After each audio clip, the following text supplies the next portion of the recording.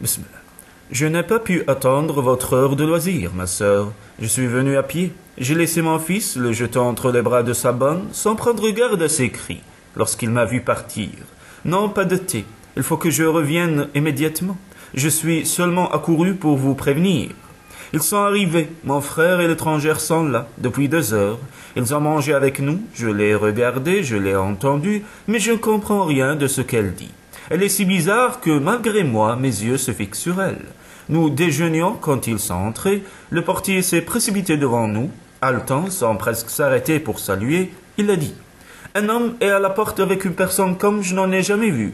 Elle est grande comme un homme, mais son visage ressemble à celui d'une femme. » Mon mari me regardait et posa ses baguettes. « Ce sont eux, dit-il tranquillement en réponse à mon regard surpris. Il alla lui-même à la porte et les ramena aussitôt dans la maison. Je me levai pour les accueillir, mais quand j'aperçus la haute silhouette de l'étrangère, mes paroles restèrent dans ma bouche. Je vis à peine mon frère, je n'avais conscience que de sa présence à elle, de sa grande taille mince dans une sorte de robe bleu foncé, qui tombait toute droite au-dessous des genoux. Mais mon mari n'éprouvait aucune confusion. Il les pria de s'asseoir à notre table et demanda du thé et du riz. Je ne disais rien, je ne faisais que la regarder. Même à présent, je ne peux que dire et redire. Que ferons-nous de cette étrangère? Comment pourra-t-elle entrer dans notre vie? J'oublie que mon frère l'aime. L'étonnement de la voir ici, dans ma maison, me rend confuse. C'est un rêve qu'on sent passager même pendant qu'il dure, car son invraisemblance lui enlève toute réalité. Vous me demandez à quoi elle ressemble? Je ne sais trop comment vous l'expliquer. Bien que je vous l'ai dit, je n'ai fait autre chose que la dévisager depuis qu'elle a passé notre porte. Laissez-moi réfléchir. Elle est plus grande que mon frère, ses cheveux sont coupés, mais au lieu d'être harmonieusement lissés autour de ses oreilles, on les dirait soufflés par les 4 vents. Et ils sont fauves, de la teinte du vin d'eau de tigre. Ses yeux ressemblent à la mer sous un ciel de tempête et elle ne sourit pas aisément. En la voyant, je me suis tout de suite demandé, est-elle belle? Mais non. Ses sourcils, au lieu d'avoir cet arc délicat en antenne de phalène que nous admirons chez nos femmes, sont lourdement arqués et sombres, au-dessus de ses yeux réfléchis. À côté de la sienne, la figure de mon frère paraît très jeune, l'ossature plus fine, le modelé des joues bien arrondi. Cependant, elle n'a que 20 ans, 4 ans de moins que lui. Si l'on mettait leurs mains à côté l'une de l'autre, en masquant leur corps, je croirais que c'est mon frère qui a celle d'une femme, car elles sont douces et leur chair a une teinte olive. Comparé à moi, l'étrangère a de gros poignets et ses os ressortent sous la peau tendue. Quand elle m'a serré la main, j'ai senti sa paume noueuse et dure contre la mienne. Je le mentionnai à mon mari après déjeuner, lorsque nous fûmes seuls un instant. Elle prétend que c'est la marque d'un jeu appelé tennis, auquel les étrangères jouent avec leur homme, pour les amuser, je suppose. Les femmes occidentales ont une bien bizarre façon de se faire aimer. Ses pieds dépassent d'au moins 2 pouces ceux de mon frère, que cela doit les gêner tous les deux. Mon frère est vêtu en occidental et il m'est étranger sous bien des rapports. Il a des mouvements rapides et il est agité. Je cherche en vain à retrouver en lui cette jeunesse argentée, cette grâce penchée du jeune homme qu'il était. À présent, il redresse la tête et lorsqu'il est silencieux, son visage devient grave. Il ne porte ni bague ni ornement, sauf au 3e doigt d'une main un simple anneau d'or tout uni, sans la moindre pierre incrustée. Le costume foncé et raide de l'Ouest accentue la pâleur du teint. Mon frère s'assied même à la mode de là-bas, un genou croisé sur l'autre. Il parle sans effort la langue de sa femme quand il s'adresse à elle ou à son mari. Les mots roulent de leur bouche avec un bruit de cailloux heurtant le roc. Il est entièrement transformé, jusqu'à ses yeux qu'il n'abaisse plus et qui, vifs et sans crainte, regardent hardiment et bien en face la personne à qui il parle. Il a de drôles de lunettes, un mélange d'une sorte d'écaille foncée et d'or, qui le vieillissent. Mais ses lèvres sont encore celles de notre mère, minces, fines, serrées l'une contre l'autre, à l'état de repos. Sur elle seule, je retrouve les traces de ce vieil entêtement d'enfant qui apparaissait chaque fois qu'on lui refusait ce qu'il désirait. À cela, j'ai reconnu mon frère. Moi et mon fils, nous sommes, je crois, les seuls Chinois présents. Eux se tiennent dans notre maison, accoutrés de leurs étranges vêtements, et parlant leur langue bizarre. Moi et mon fils, nous ne les comprenons pas. Ils doivent rester chez nous jusqu'à ce que notre père et notre mère le reçoivent. Quand ma mère apprendra que je leur ai permis d'habiter ici, elle sera outrée que mon toit soit si peu filial. Je tremble, cependant je dois agir selon le désir de mon mari. Et après tout, ne s'agit-il pas de mon frère, du fils de ma mère?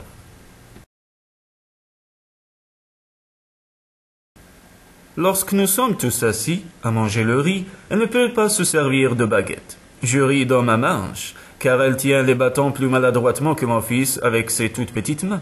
Elle les serre et fronce les sourcils dans son effort pour apprendre, mais elle n'est pas exercée aux choses délicates. Elle ne sait rien. Sa voix ne ressemble à aucune voix de femme que j'ai jamais entendue. Nous aimons les timbres légers et doux, comme le tintement d'un ruisselet qui s'égoutte entre deux roches, ou comme le pépillement des petits oiseaux dans les joncs. Mais elle a une voix profonde et pleine qu'elle fait rarement entendre, si bien qu'on s'arrête pour l'écouter. C'est le son riche du chant de la grive des moissons, au printemps lorsque le riz attend d'être mis en gerbe. Quand elle parle à mon frère ou à mon mari, les mots tombent en phrases rapides. Elle ne s'adresse jamais à moi, car nous ne pouvons nous comprendre. Deux fois elle sourit, un sourire bref et lumineux qui part de ses yeux, semblable à un éclair de soleil argenté, frappant des eaux maussades. Alors je saisis ce qu'elle veut me dire. Serons-nous amis? Et nous nous regardons hésitantes. Je réponds en moi-même, nous verrons cela quand je vous aurai présenté mon fils. J'ai mis à l'enfant son paletot de soie rouge, ses culottes vertes et au pied des souliers brodés de fleurs de cerisier. Sur sa tête, j'ai enfoncé son chapeau sans couronne, cerclé de petits bouddhas d'or, et j'enfilai sa chaîne d'argent autour de son cou. Ainsi vêtu, on eût dit un véritable prince, et je le conduisais à l'étrangère. Il se tint debout devant elle, jambes écartées, la dévisageant d'un air étonné. Je le priai de saluer, réunissant ses deux petites mains. Il s'inclina et l'effort le fit trébucher. Elle le regardait avec un sourire lorsqu'il salua. Elle rit tout haut, un rire sur une note basse, comme frappé par une cloche profonde.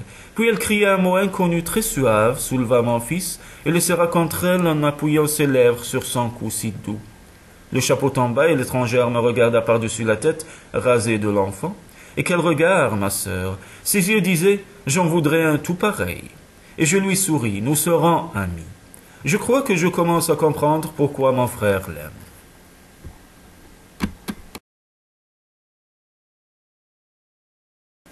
Le 5e jour est passé. Depuis leur arrivée, ils ne sont pas encore présentés à mes parents.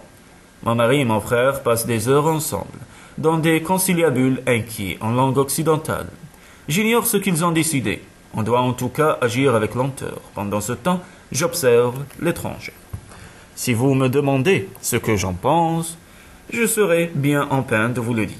Elle est certainement différente de nos femmes. Aucun de ses mouvements ne sent la contrainte. Ils sont libres et pleins d'une grâce rapide.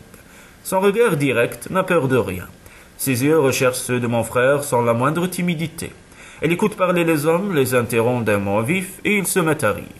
Elle est aussi habituée à eux que l'était la 4e épouse. Et cependant, ce n'est pas la même chose. Sous la hardiesse que lui donnait sa beauté en présence des hommes, la 4e épouse me semblait dissimuler un certain effroi. Elle devait redouter même, au moment de son plus grand triomphe, l'heure où cette beauté la quitterait peu à peu, et où il ne lui resterait plus rien pour attirer les cœurs.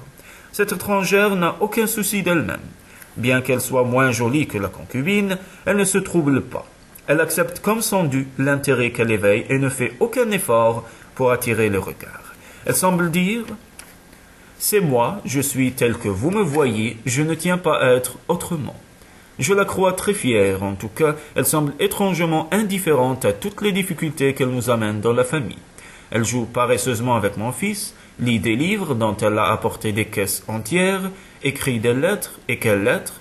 J'ai vu par-dessus son épaule la page couverte de grandes marques étalées, accrochées les unes aux autres, impossible d'y rien reconnaître. Mais ce qu'elle préfère à tout, c'est rester assise dans le jardin, oisive, à rêvasser. Je ne lui ai jamais vu de broderie entre les mains. Un matin de bonne heure, elle est sortie avec mon frère. Ils sont rentrés à midi poussiéreux et souillés de terre. Très surprise, je demandai à mon mari où ils avaient bien pu aller pour rentrer dans cet état. Ils ont été faire ce que les Occidentaux appellent une balade, m'a-t-il répondu. Qu'est-ce que c'est? Fis-je extrêmement intrigué. Une longue et rapide promenade vers un point éloigné. Aujourd'hui, ils ont gravi la montagne pourpre. Pourquoi donc? Ils considèrent cela comme un plaisir, me dit-il. C'est bizarre. Ici même une fille de ferme trouverait dur de marcher si longtemps. Quand j'en fis la remarque à mon frère, il me répondit.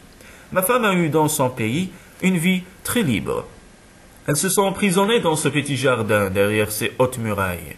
J'étais très étonné de cela. Notre existence, il me semble, peut être considérée comme tout à fait moderne et libérée des vieilles contraintes. Le mur du jardin ne sert qu'à préserver notre vie privée. Il ne serait pas convenable qu'un vendeur de légumes ou un marchand de bonbons ambulant puisse nous voir en passant. Je songeais à part moi. Que deviendra-t-elle dans les cours? Mais je n'en dis mot.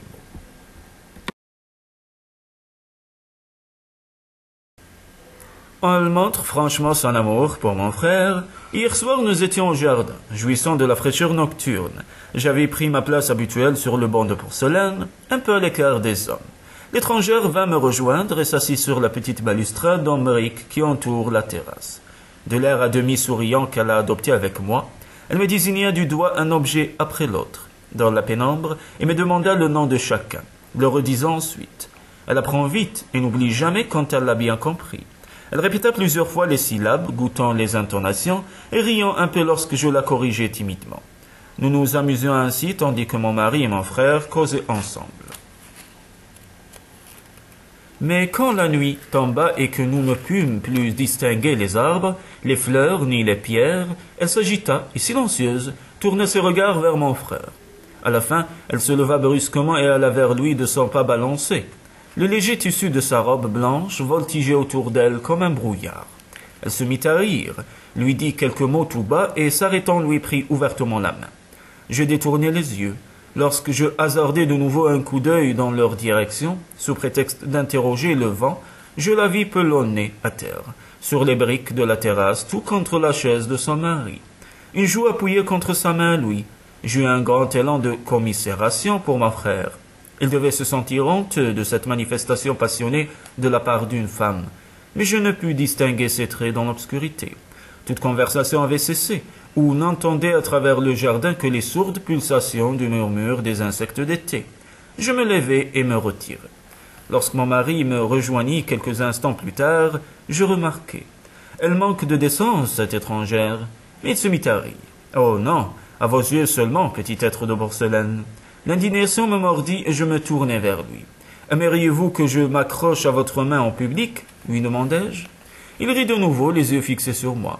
Non, mais si vous vous permettiez semblable chose, c'est alors que ce serait réellement indécent. Je m'aperçus qu'il se moquait de moi, mais j'ignorais pourquoi et n'ajoutai rien de plus. Cette liberté d'allure m'est incompréhensible, et cependant, c'est curieux. Quand j'y réfléchis, je n'y découvre aucune mauvaise insignification.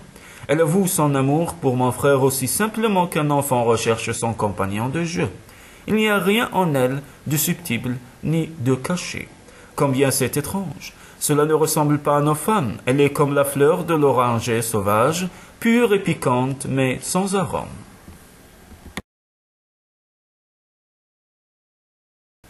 Ils sont enfin tombés d'accord sur la marche à suivre. Elle mettra une robe chinoise et ensemble ils aborderont les vénérés. Mon frère lui a appris la vraie manière de s'incliner devant eux. Je dois les précéder et présenter les dents. La nuit, je ne puis dormir en songeant à cette heure-là. Mes lèvres sont sèches, et quand je veux les humecter, ma langue au fond de ma bouche est aussi desséchée. Mon mari s'efforce de m'encourager par des rires et des paroles hardies, mais ouvertement parti contre ma mère, moi qui, de ma vie, n'ai discuté ses volontés. D'où me vient le courage d'agir de la sorte? J'ai toujours été une créature timide et livrée à moi-même. Je n'aurais vu que du mal à tout cela. Même à présent, je lis clairement dans le cœur de ma mère, et si j'étais seul, je trouverais qu'elle a raison, selon les traditions de notre peuple. C'est mon mari qui a opéré en moi ce changement, si bien que j'ose, en dépit de ma frayeur, plaider contre mes ancêtres, en faveur de l'amour, mais je tremble. Il n'y a que l'étrangère parmi nous qui soit calme.